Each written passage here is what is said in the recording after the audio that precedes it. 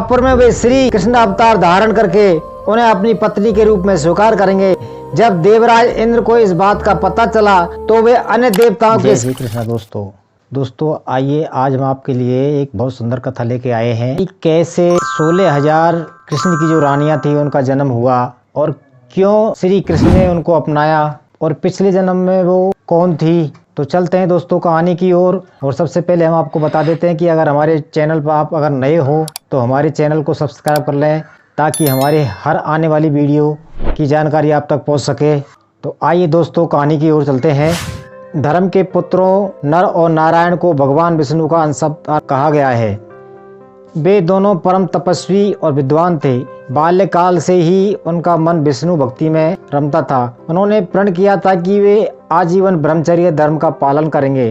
तदंतर वे हिमालय पर जाकर कठोर तपस्या में लीन हो गए। हजारों वर्ष बीत गए। धीरे धीरे उनके तप के प्रभाव से सभी दिशाएं प्रज्वलित होने लगी। उनका तपोबल सूर्य के समान प्रकाशित होने लगा। चारों ओर उनके ब्रह्मचर्य और तपस्या की प्रशंसा होने लगी। एक बार देवराज इंद्र ऐरावत पर सवार होकर भ्रमण के लिए निकले। मार्ग में गंगा के तट पर अग्नि के दो विशाल पिंड धधकते देखकर वे आश्चर्यचकित रह गए। तभी वहां देवर्षि नारद निकले। इंद्र ने उन्हें प्रणाम किया और उन अग्नि पिंडों के बारे में पूछा। नारद जी बोले, देवेंद्र तपस्या में लीन वे दोनों मुनिवर धर्म के पुत्र नर और नारायण हैं। इस समय इनके तप का तेज ही प्रचंड अग्नि का रूप धारण करके बाहर निकल रहा है। इनके समान परम तपस्वी और धर्म परायण संसार में दूसरा और कोई नहीं है। तो क्या नर नारायण वरदान और शक्ति प्राप्त करके मुझसे भी अधिक शक्तिशाली हो जाएंगे? क्या वे स्वर्ग के सिंहासन की इच्छा लिए तपस्या कर रहे हैं? इंद्र के मन का भय अंततः बाहर निकल ही गया। देवेंद्र नर नारायण भगवान विष्णु के अंश अवतार हैं। संसार में उनके लिए कुछ भी असंभव नहीं है। इनका मन जिस वस्तु पर आ जाएगा उसे सहज ही प्राप्त कर लेंगे। स्वर्ग का सिंहासन उनके लिए मार्ग के पत्थर की तरह है, परंतु फिर भी आपको सचेत रहना चाहिए। यह कहकर नारद जी मुस्कुराते हुए वहां से चले गए। नर नारायण के लिए संसार में सब कुछ संभव है, यह सोचकर इंद्र बेचैन हो उठे। उन्होंने उसी समय वसंत एवं कामदेव सहित 16,000 अप्सराओं का आह्वान कर उन्हें नर नारायण की तपस्या भंग करने के लिए भेजा। देखते ही देखते वसंत ने चारों ओर अपनी छटा बिखेर दी। पौधों पर पुष्प खिल गए, वृक्ष फलों पर लद गए, भौरे गुंजन करने लगे, अप्सराएं मधुर कंठ में गाने लगी।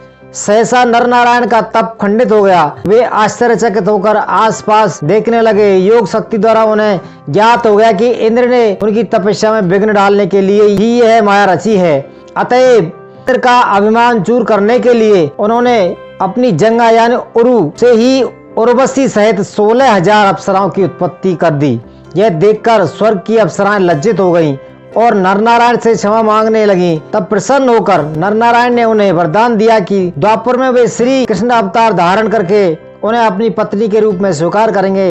जब देवराज इंद्र को इस बात का पता चला तो वे अन्य देवताओं के साथ नर नारायण की शरण में आए और अपने अपराध की उनसे क्षमा मांगी। दया के सागर नर नारायण ने इंद्र को क्षमा कर दिया और उन्हें भेंट स्वरूप उर्वशी सौंप दी। तदंतर वे पुनः तपस्या में लीन हो गए। द्वापर युग में नर और नारायण ने अर्जुन और श्री कृष्ण के रूप में अवतार लिया। इस अवतार में श्री कृष्ण ने अप्सराओं को दिए गए वरदान को पूरा किया।